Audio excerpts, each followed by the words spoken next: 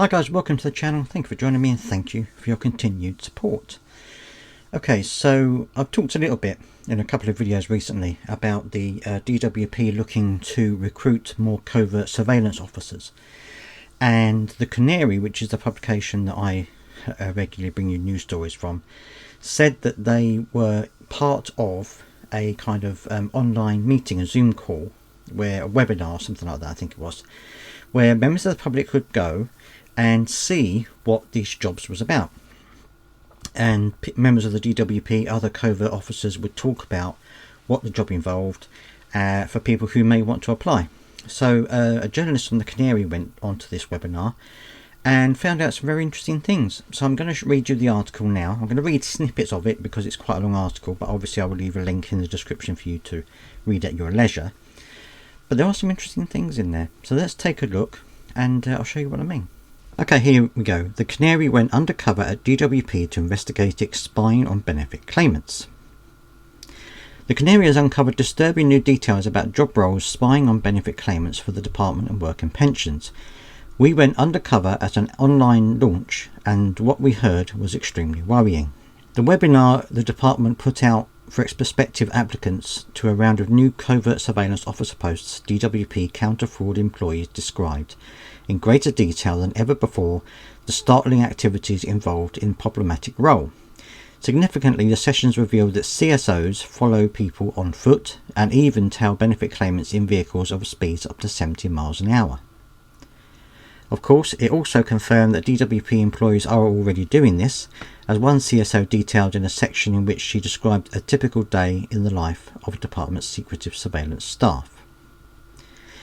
If all that weren't alarming enough, the webinar presented definitive confirmation who the DWP CSO's sting operations specifically seek to target, and quite predictably, its disabled benefit claimants. On Tuesday the 19th of August, the DWP hosted a webinar for applicants to its London roles. Any member of the public could sign up to attend, so Canary journalists registered for the session. The information that emerged from it painted a damning picture of the department's war on disabled benefit claimants. Crucially, it unveiled a number of unsettling details about just what the role involves, and some of this came straight from the mouth of an acting CSO. One person said it was at this point that she gave the game away. She said, this is one of the people talking, one of the CSOs. You can imagine that if you have somebody who we can show by our surveillance does not have the disabilities they claim, it's a very strong piece of evidence for us. In other words, CSOs build covert evidence to prove that claimants have faked the severity of their disabilities and health conditions. This is despite the fact claimants will have provided detailed medical documentation on their benefit application. Probed further in the Q&A what benefits CEOs monitors claim for specifically, she gave an evasive but telling answer. It could be anything. It could be any of the benefits we pay out, which is wide range at the moment. But she later went on to describe the role and its distinction in more detail. She explained that we in local investigations, we deal with, I guess you would describe it as low-level crime. We're looking at cases where it can have a level of organised aspects to it, but generally we're looking at individuals that have come across our attention that might be not entitled to the benefit they're on. Let's just put it that way. Later on, she divulged that we work closely with the investigators team, and what they do is they have their work and they have to do. There are certain steps that they have to take, and then we are at the bottom of that list, so they have to perform all of their other duties first. And if they can't get a result, if they think that that is worth doing surveillance, then they will send us to do it. Our job is to prove or disprove an allegation against surveillance. This previously raises considerable questions. She had separately described how regional investigators use IT systems and third-party evidence to build a case against claimants.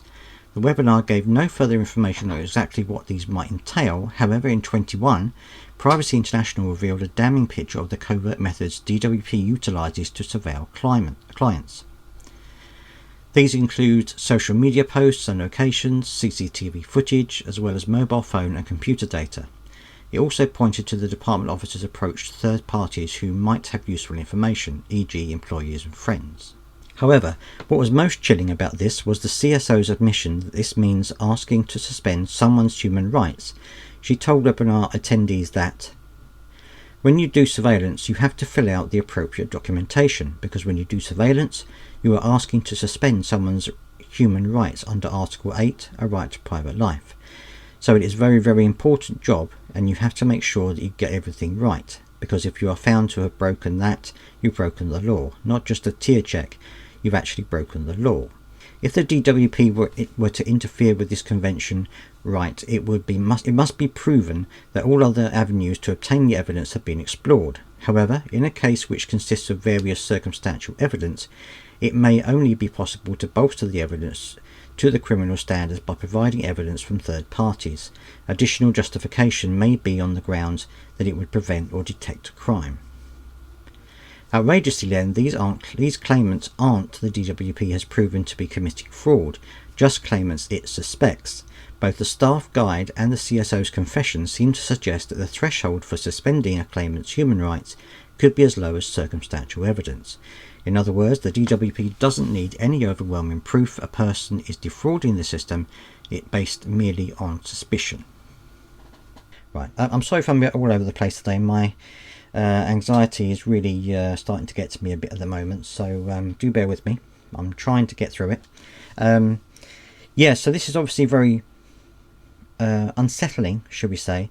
It also says in that article, which as I said I'll leave a link to so you can read it for yourselves, they also say that they were given driving information, or driving tests, should we say, or driving training, so that they can follow people on motorways up to 70 miles an hour. Now that suggests that they are not only doing this on foot, they're not only perhaps going to someone's home to see what they're doing or following them on foot, they're also potentially following them in a car. Now of course we do understand that there is fraud in the system. It's very low, but it is there, and so they do need these things to get the evidence.